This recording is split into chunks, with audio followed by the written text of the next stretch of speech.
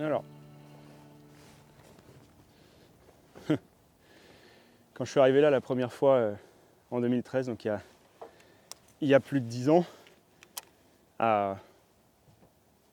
donc je prends mes fonctions d'enseignant et tout, je fais tous les papiers, machin. Et au bout de 10 jours, j'achète un bass-boat. Et je viens c'est la rivière la rivière, elle est à 10 minutes de l'école et puis à quelques minutes de la maison. Donc je me dis, c'est parfait, je vais venir découvrir et tout. Alors tout le monde me disait que c'était une rivière qui était un petit peu difficile, qu'il n'y avait pas de très gros poissons. Tout. J'arrive, première session, je fais 7 livres et demi. Bon, avec, je dois faire une douzaine de poissons. Je me dis, c'est pas mal quand même et tout. Deuxième jour, à peu près la même chose, sur un endroit différent, en pêchant un peu de la même manière. Hein. Et le soir, je tombe sur un journal avec un report des compétitions qu'il y a tous les mercredis du mois de mars jusqu'au mois de septembre. Tous les mercredis soirs pendant de 16h30 jusqu'à la nuit, il y a une compétition. Tu pêches pour 5 poissons, généralement il y a une cinquantaine de bateaux, et puis voilà. Et en fait, ces compétitions-là, je regarde et je vois qu'elles s'étaient gagnées à moins de 6 livres. Je me dis, bon alors là, je vais faire quelque chose, quoi. Et les 6 sorties d'après, j'ai attrapé 0 poisson. Rien, mais même pas une touche. Donc la nature m'a vite fait rappeler que c'était important de rester humble et que quand on ne connaît pas un endroit, on peut avoir de la chance, mais que le savoir local l'emportera toujours.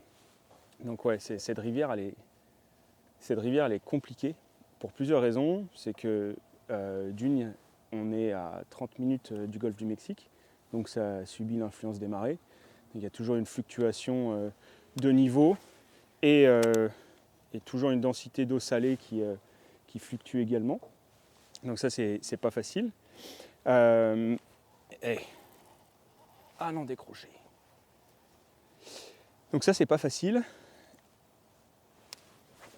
Dès que tu as un vent de sud, forcément, l'eau ne peut pas s'écouler, puisque le niveau de la mer monte, donc l'eau ne s'écoule pas, donc ça fait remonter la rivière. Il y a de l'eau salée qui monte aussi.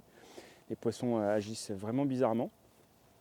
Et puis, je pense qu'un des plus gros facteurs, c'est le fait que la région a subi des ouragans très puissants. Le dernier en date, Laura, un ouragan de catégorie 5 en 2020, juste quand je suis revenu. Et ça fait que un ouragan, en fait, ça aspire l'oxygène de la flotte. Et donc, ça crée une très très grosse mortalité. En même temps, ça fait tomber les arbres dans l'eau. Les arbres pourrissent, donc ça fait des réactions chimiques qui, pareil, sont toxiques pour les poissons. Ça aspire l'oxygène encore plus, ça ralentit le flot de la rivière. Enfin bref, c'est vraiment dramatique, quoi, parce qu'on a des tonnes et des tonnes de poissons qui meurent. Donc la rivière elle se réalimente avec tous les affluents du nord. Hein. Et au fur et à mesure, les poissons se reproduisent et tout, mais ça prend du temps.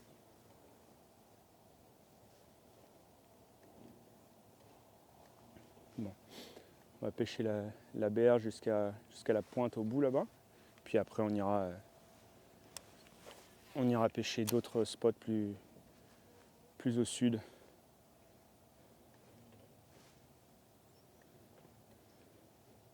On a eu des grosses pluies, des très grosses pluies, un petit peu plus au nord. Là. Du coup, la rivière, elle est vraiment montée. Et petit à petit, elle est en train de s'éclaircir, mais c'est pas dingue. Après, on est en Louisiane. Hein. L'eau, dans le sud de la Louisiane, l'eau n'est jamais très claire. Hein.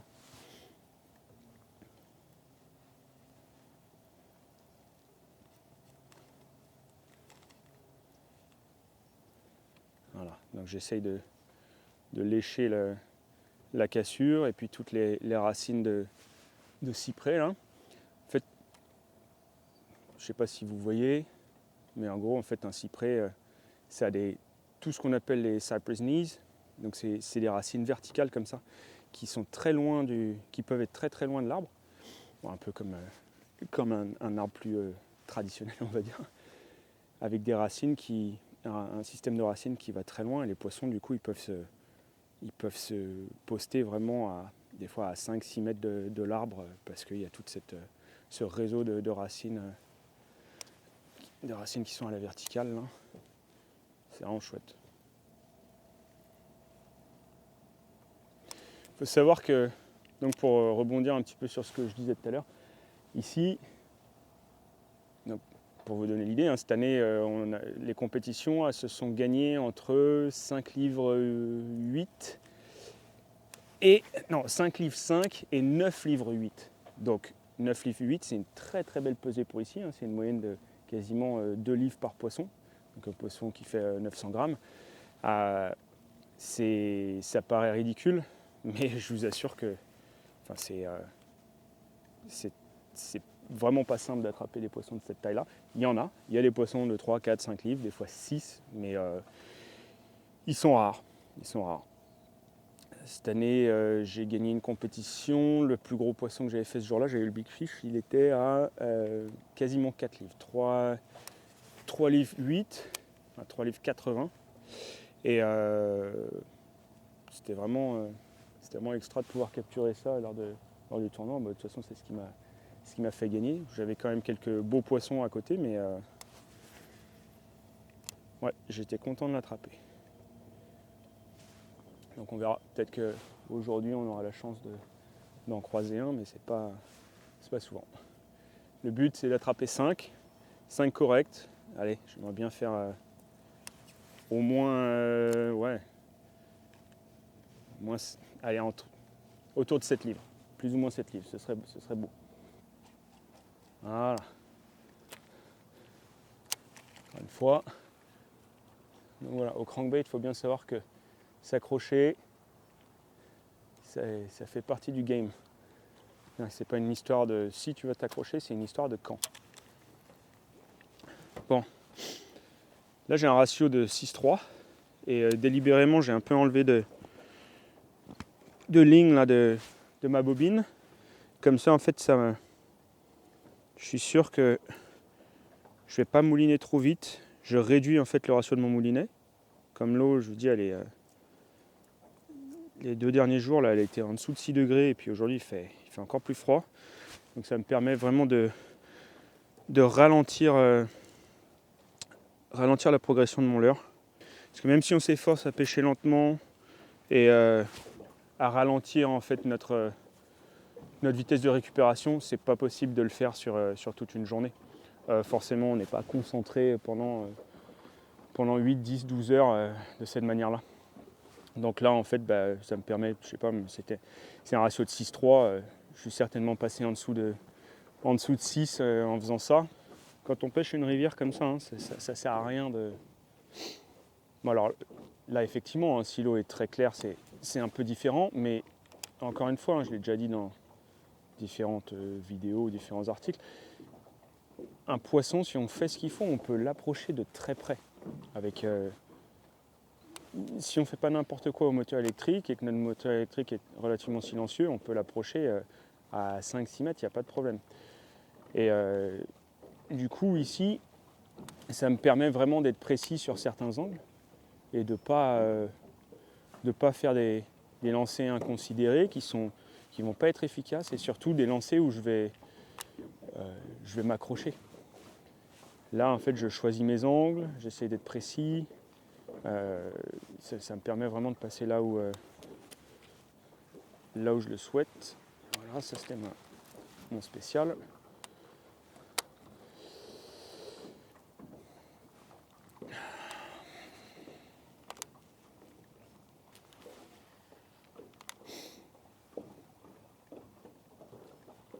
Et voilà. Oh, magnifique. Ouhou. Faut bien commencer par quelque chose. Hein. Hop là.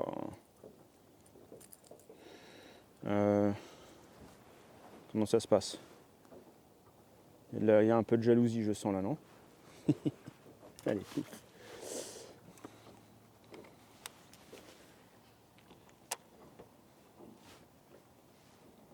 Bon.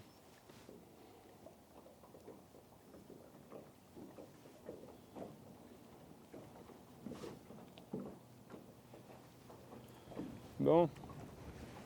Allez, hein. Faut qu'on les fasse ces 5 poissons là.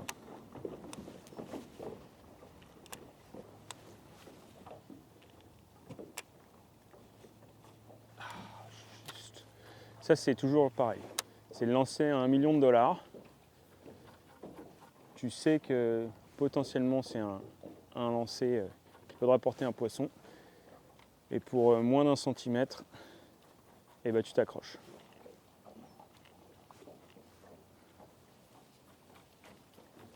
Ah, bon, là, je vais toucher, c'est sûr.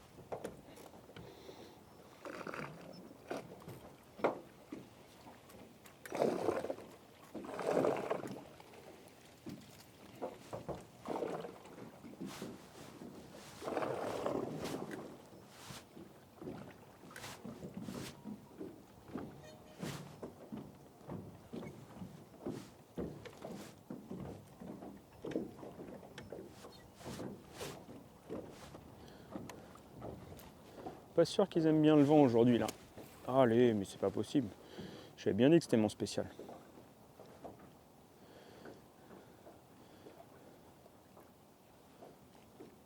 Ah, quand on me dit hey, JC, tu fais encore des perruques?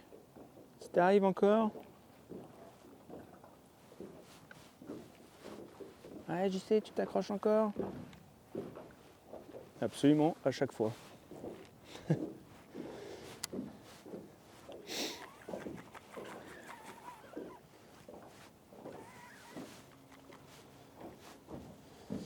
Le mec qui ne s'accroche pas ou le mec qui ne fait pas de perruque, bah, c'est qu'il pêche pas en fait. Ah, c'est sûr qu'avec le temps t'en fais peut-être moins, mais en vrai, moi ça m'arrive encore souvent. Je dis presque à chaque fois. Hein. Ça a tapé la surface de l'eau comme ça là. Parce que tu essayes d'avoir un lancer qui est. Tu essayes de lancer de manière régulière et puis un peu souple pour avoir une trajectoire appropriée pour pas que ton leurre il s'éclate là sur la surface. Bah ouais, la flotte tu vas la taper, hein, c'est sûr. Hein.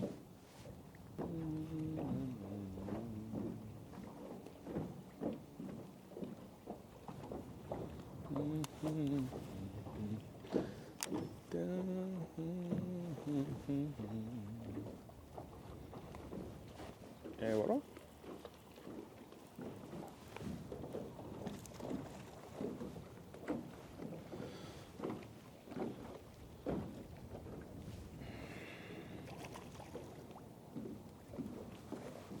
Hop là, ouais bah là. Alors, encore une fois, ça c'est pas un. Ça semble pas gros, mais ça rentre dans ton quota de 5 généralement. Voilà, je crois que le Z1, il en voulait. Allez. Ouf.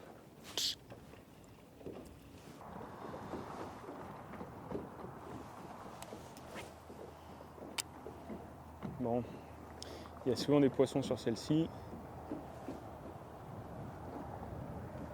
Des fois à gauche, des fois à droite. Puis si c'est pas à gauche et à droite, des fois ils sont au milieu. Wow. Tu vois, tu dis des conneries et tu fais des lancers de merde.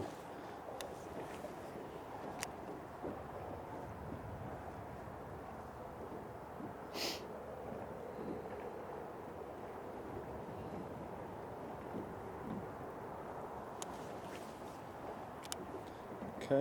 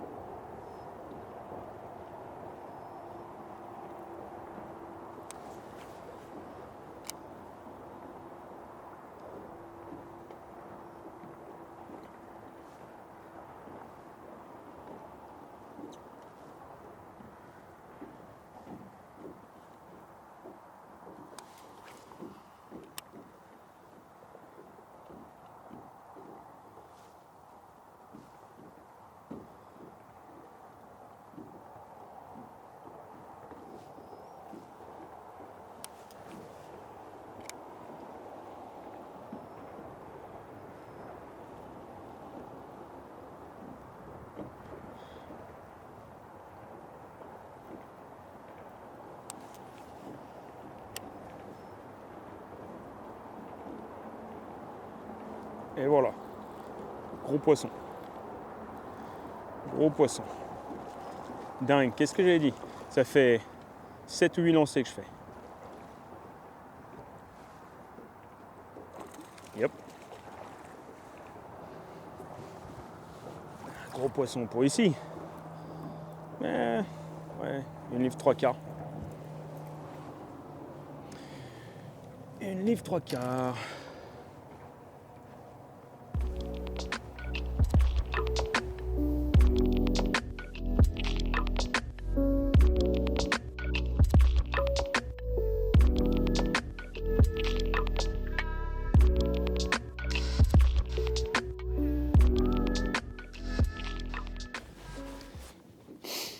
Allez, on continue.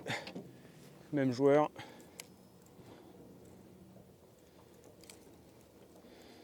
C'est important en fait de ne pas se disperser. Hein.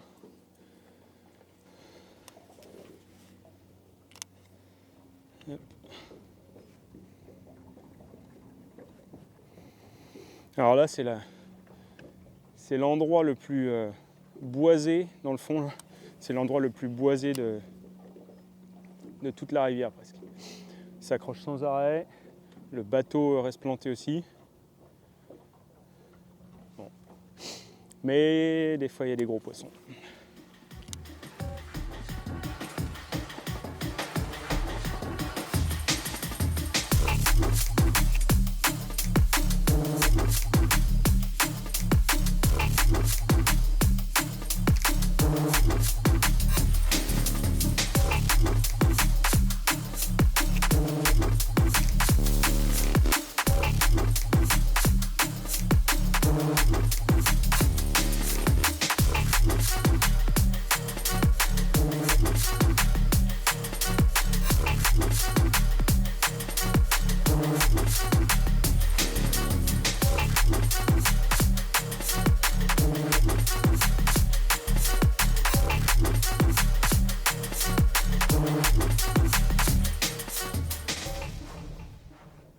Je sens qu'à tout moment, je vais m'accrocher.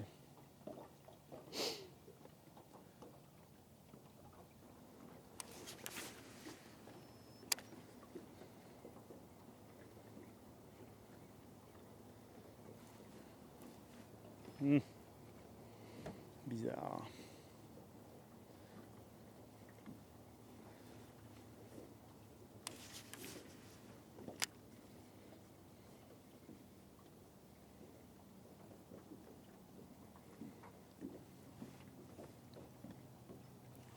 Et voilà. Yep. Non. C'est peut-être pas un black bass ça. C'est même sûrement pas un black bass. Non, c'est un black bass. C'est un gros poisson pour ici. Waouh. Waouh. C'est un maxi pour ici. Non. Viens ici. Oh.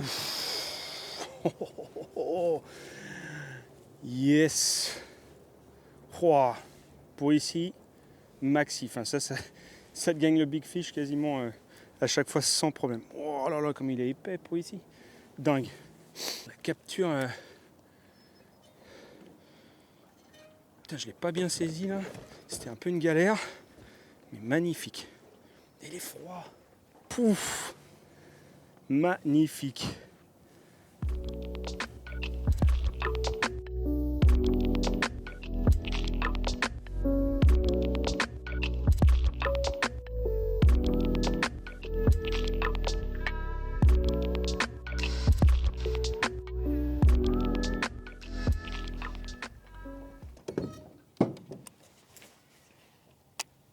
Allez.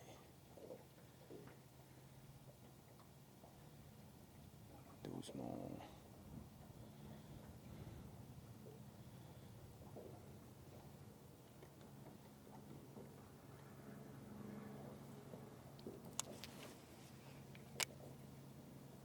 Ah voilà. Ça c'est... Non. Ah. Quasiment dès qu'il a touché l'eau. La surface. Pas terrible, je crois que c'était beaucoup plus gros que ça. Il a mis tout ce qu'il avait d'entrée. Plouche. Là, entre les deux arbres, il y a une mini fosse. On va essayer de passer correctement. Des fois, il y en a plusieurs qui se mettent là. Ah, c'est magnifique là. Même si voilà, le vent il s'est un peu calmé du coup. Ce que je disais, hein, c'est des rafales.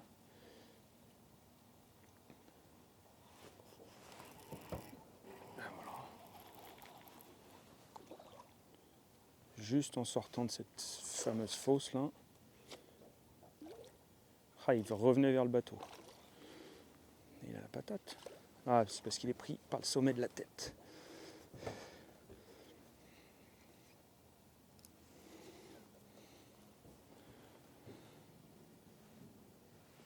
C'est ce que je disais tout à l'heure. Hein. Ils viennent taper dedans juste par agressivité. Et c'est pour ça que avec un autre leurre, je l'aurais probablement pas attrapé. Hop. Allez. Loop. La tête la première. Allez, est-ce qu'il y en a plusieurs? Est-ce que je vais pouvoir faire plusieurs passages sans m'accrocher? Ouais, il y en a plusieurs, ouais.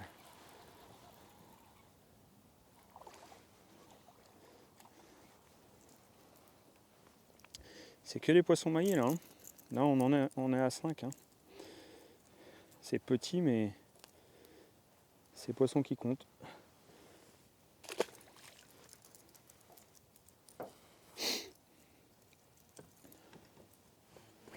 Allez.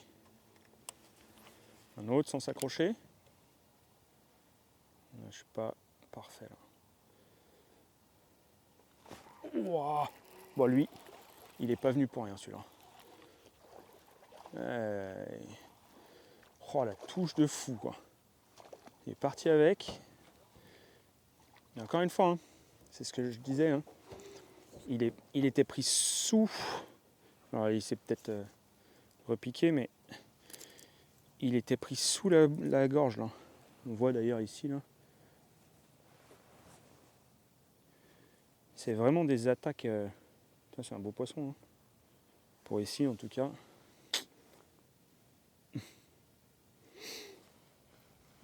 Hop, allez. Hop, bah là on commence à faire de la cuisine là. C'est pas mal hein. Ça fait quelques beaux poissons.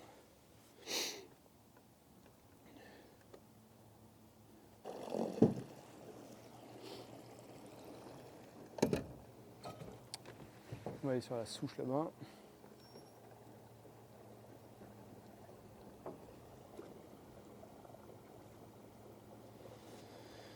Et on reviendra là après.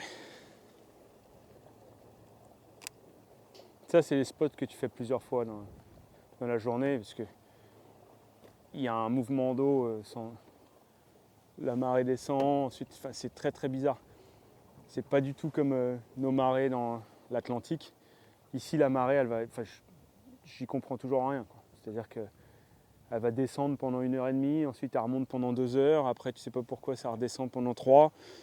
Et si tu as le vent du sud, bah forcément voilà, ça s'écoule pas. Enfin, si c'est complètement déroutant. T'as beau avoir ton horaire de marée là et tu dis bah voilà, là ça descend. Si tu as un fort vent du sud, bah en fait la marée elle monte. C'est complètement débile.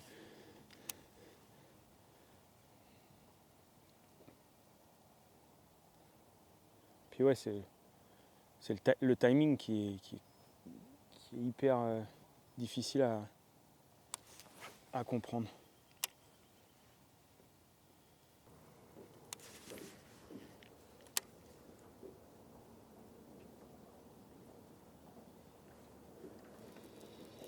Voilà.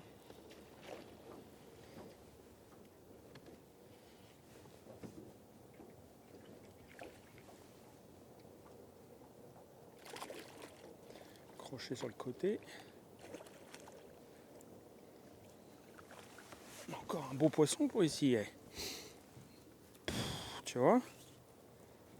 Encore un beau poisson pour ici. Magnifique. Superbe. Superbe. Franchement, je fais pas beaucoup de poissons, mais regarde un peu. Tut, tut, tut, tut, tut.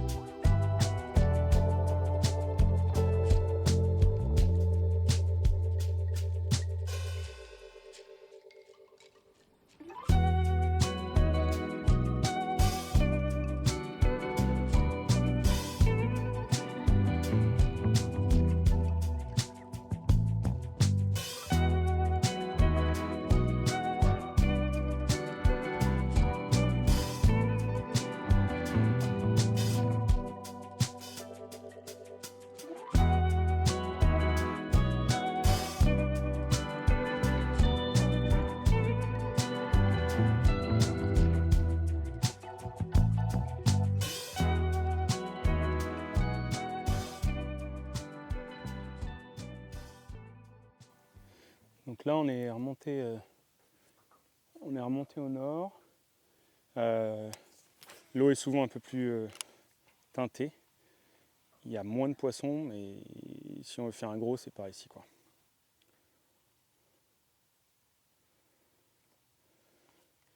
Alors là, je pêche. C'est une mini baie là, mais il y a quand même un peu de courant et devant il y a un banc de sable, un haut fond en sable. Du coup, des fois les poissons se mettent dessus. Ça...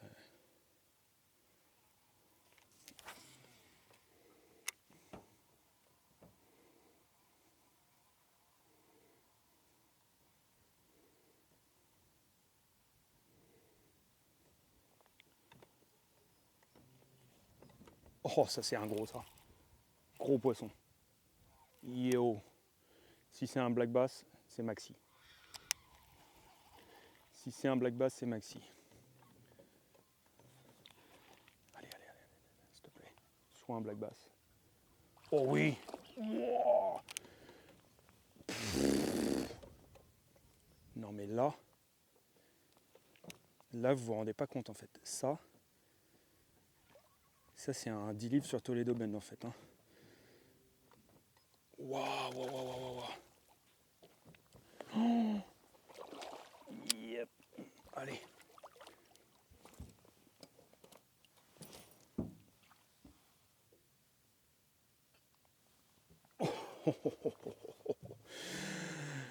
Maxi.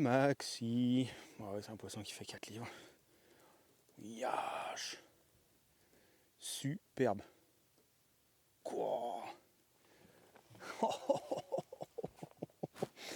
Énorme, énorme. Je me suis décalé un peu pour vous le montrer. Mais là, très très gros poisson. Ça gagne le big fish quasiment à chaque fois ici. Super content.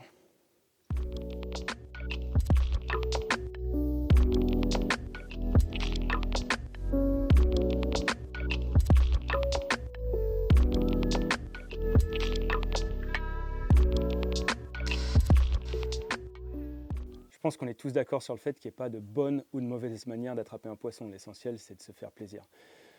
En revanche, c'est pour moi très important de comprendre et de connaître l'origine d'un leurre, quelle est sa fonction, pourquoi il a été développé, dans quel contexte on va l'utiliser, parce que ça va nous permettre d'augmenter notre taux de capture et d'être beaucoup plus efficace en fonction des contextes. Et donc pour finir là-dessus, c'est vraiment essentiel de connaître la base, les règles, avant de pouvoir utiliser un leurre comme on l'entend et d'en faire des exceptions. Donc ici, ce que je vais vous partager sur le crankbait, c'est pas juste uniquement sorti de mon chapeau.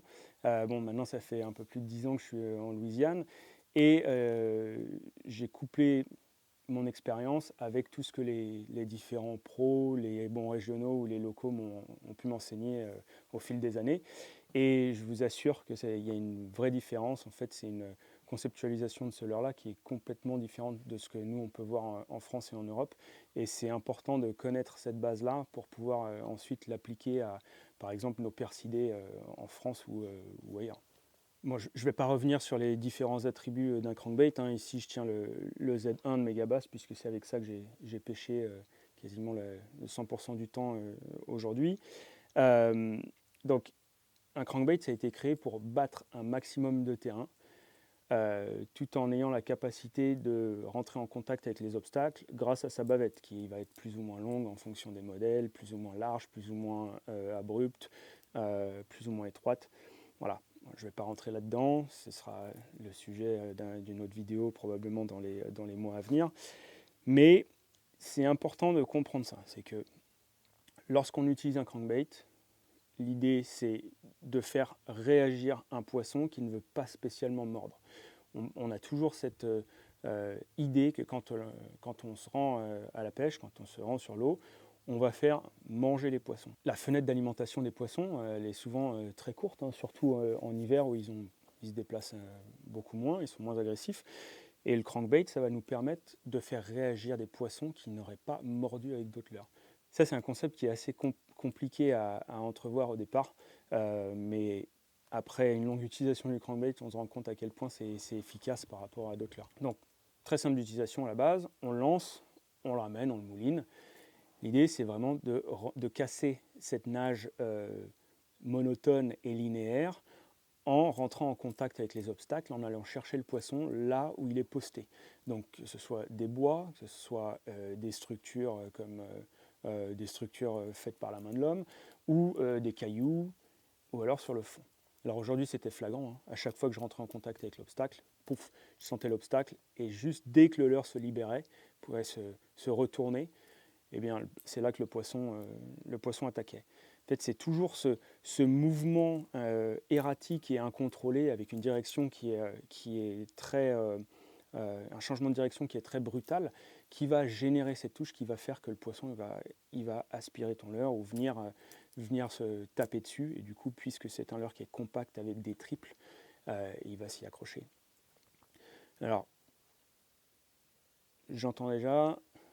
C'est un sujet qui revient souvent. On me dit ouais, JC, nous en fait on pêche les perches ou on pêche le sandre plein eau avec des leurres, que ce soit le Z2 ou le Z3 ou alors les B-switchers. Je sais qu'en France tout le monde est très fan de ce leurre qui est d'ailleurs très très bon.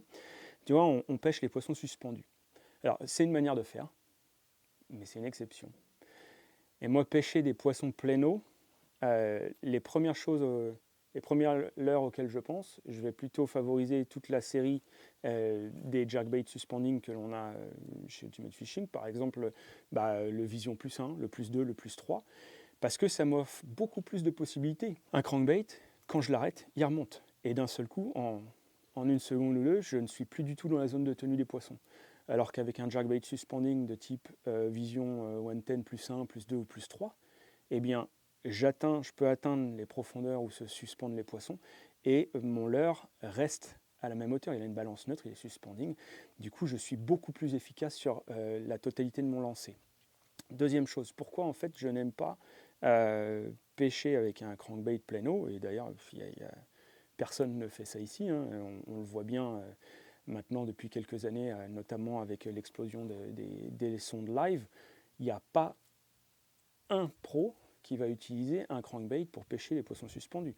Il y a deux types de leurres, enfin trois, ça va être un jerkbait suspending, un leurre souple type minnow ou un soft swim bait. Donc pourquoi?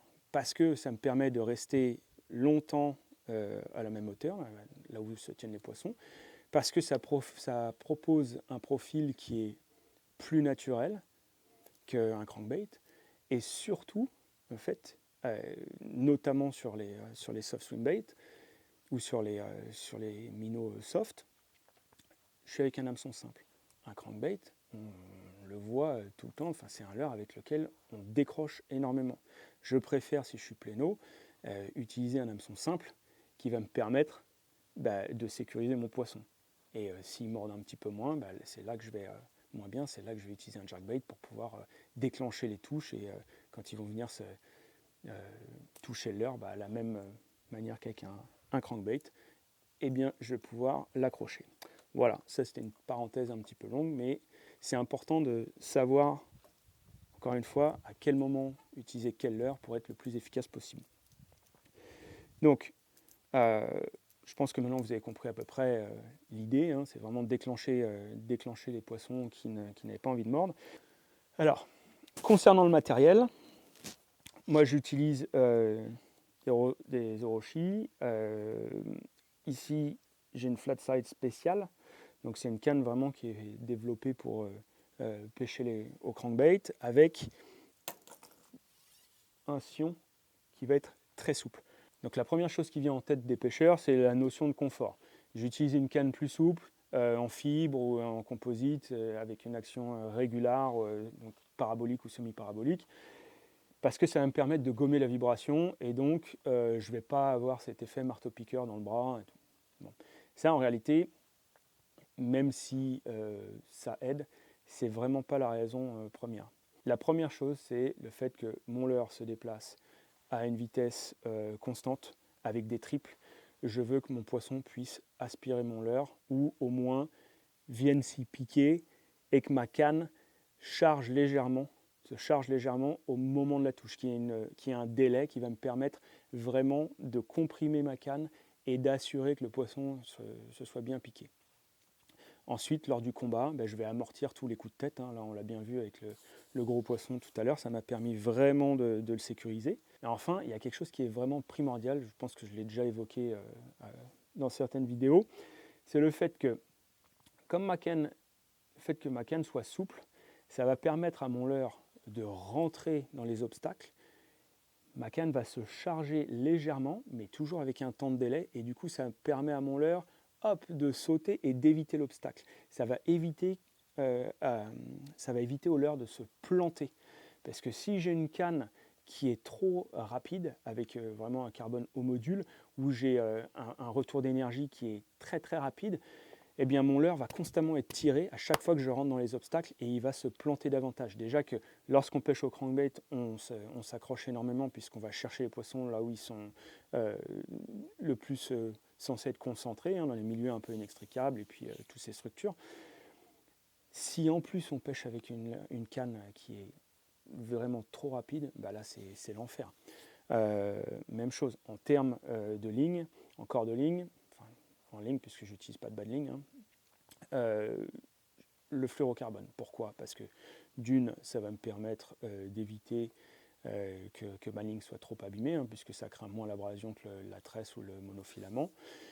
Et du coup, je peux rentrer dans les obstacles sans trop craindre que ma ligne soit détruite rapidement. Le fait d'utiliser du fluorocarbone, ça va aider mon leurre à atteindre sa profondeur de nage, puisque le fluorocarbone coule, Du coup, mon leurre va aller plus vite en profondeur. Alors ici, c'est moins flagrant sur une rivière comme celle-ci où je pêche entre 30 cm et 2,40 m avec ce Megabass Z1. Mais plus tard, là, quand je vous amènerai pêcher sur les lacs des Ozarks, je pense en janvier ou février, j'irai faire un tour sur Table Rock, où là c'est essentiellement du caillou. C'est très très important d'aller le plus profond possible. Bon voilà, au fur et à mesure des vidéos, je vous distillerai quelques petits détails techniques. N'hésitez pas à poser vos questions dans les commentaires si vous le souhaitez, je serai ravi d'y répondre. Et puis voilà, moi je vais finir la journée tranquillement et je vous dis à très bientôt et puis merci pour tous les messages et puis l'énergie que vous m'envoyez. Allez, à bientôt, ciao!